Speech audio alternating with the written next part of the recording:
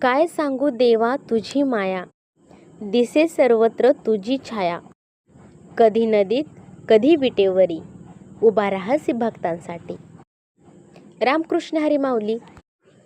भारतामध्ये हजारो नद्या वाहतात, पण एक नदी अशी आहे जी जणू आपल्या देवाला मिठी मारण्यासाठीच वळण घेते. पंढरपूरची चंद्रभागा नदी विठ्ठल मंदिराकडे अर्धचंद्रासारखा वळसा का घेते? हा फक्त निसर्गाचा चमत्कार आहे की भक्तीचा एखादा गूढ रहस्य?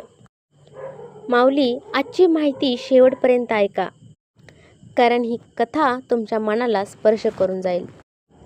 पंढरपूर म्हटलं की आपल्या डोळ्यासमोर उभं राहतं विठ्ठलाचं मंदिर, वारकऱ्यांची गर्दी आणि पवित्र चंद्रभागा नदी. तुम्ही कधी लक्ष दिलं आहे का की चंद्रभागा नदीचा प्रवाह पंढरपूरजवळ येताच एक सुंदर अर्धचंद्रासारखा वळतो. यामुळेच या नदीला चंद्रभागा हे नाव मिळालं असं मानलं जातं.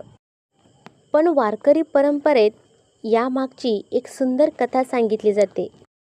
असं म्हणतात की जेव्हा पुंडलिकाच्या भक्तीने प्रसन्न होऊन विठ्ठल पंढरपूरमध्ये आले, तेव्हा या भूमीतील प्रत्येक कण धन्य झाला.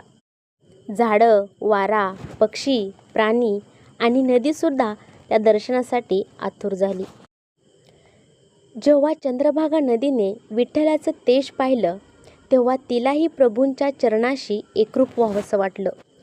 श्रद्धेनुसार नदीने जणू आपल्या प्रवाहाचा मार्ग बदलला आणि विठ्ठलाच्या नगरीला प्रेमाने मिठी मारल्यासारखा अर्धचंद्राकार वळसा घेतला. तीर्थ विठ्ठल, क्षेत्र विठ्ठल, देव विठ्ठल, देवपूजा विठ्ठल, माता विठ्ठल, पिता विठ्ठल, बंधू विठ्ठल, गोत्र विठ्ठल. वारकऱ्यांसाठी चंद्रभागा ही फक्त नदी नाही, तर ती विठ्ठलाच्या प्रेमाची साक्ष आहे. दरवर्षी लाखो वारकरी पंढरपूरमध्ये येतात, पण विठ्ठलाच्या दर्शनाच्या अगोदर नदीमध्ये स्नान करतात. कारण असं मानलं जातं, चंद्रभागा नदीमध्ये स्नान केल्यावर मनातील अहंकार धुवून जातो आणि मनामध्ये भक्तीची भावना जागृत होते.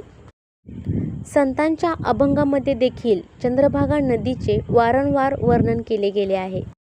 वारकऱ्यांसाठी चंद्रभागा म्हणजे आई. आई जशी आपल्या लेकरांना कुशीत घेते, तशीच आपली चंद्रभागा नदी आपल्या तीरावर आपल्या भक्तांना सामावून घेते. आषाढी आणि कार्तिक वारीमध्ये लाखो वारकऱ्यांच्या पावलांचा स्पर्श या नदीला होतो.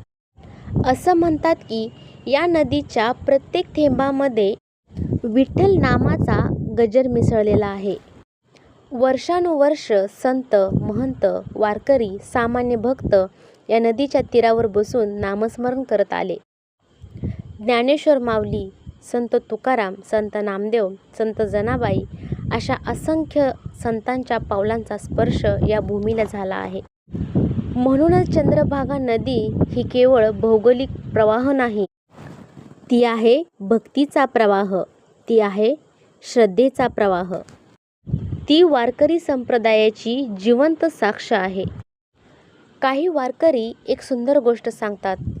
ज्या दिवशी विठ्ठल मंदिरात नसतील, त्या दिवशी सुद्धा चंद्रभागा नदी वाहतच राहील. कारण नदीला माहिती आहे की विठ्ठल फक्त मंदिरात नाहीत, तर ते प्रत्येक भक्ताच्या हृदयात आहेत. आणि म्हणूनच चंद्रभागा नदी मंदिराला वळसा घालते की मंदिर चंद्रभागेला, हा प्रश्न महत्त्वाचा नाही.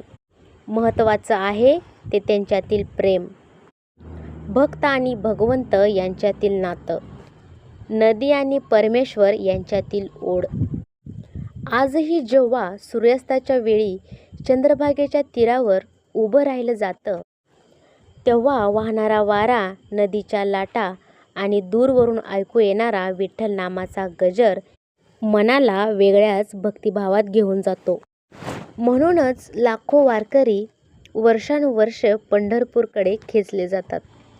कारण तिथे फक्त मंदिर नाही, तिथं फक्त नदी नाही, तिथं आहे भक्ती, तिथं आहे प्रेम, तिथं आहे विठ्ठल. आता कोटे धावे मन तुझे चरण देखिलिया, भाग गेला सीन गेला अवघा झाला आनंद. विठ्ठल भक्तांनो, तुम्ही कधी चंद्रभागा नदीमध्ये स्नान केलं आहे का? तुमचा अनुभव कमेंटमध्ये नक्की सांगा. व्हिडिओ आवडल्यास लाईक करा, शेअर करा, सबस्क्राईब करा. रामकृष्ण हरी. जय जय रामकृष्ण हरी.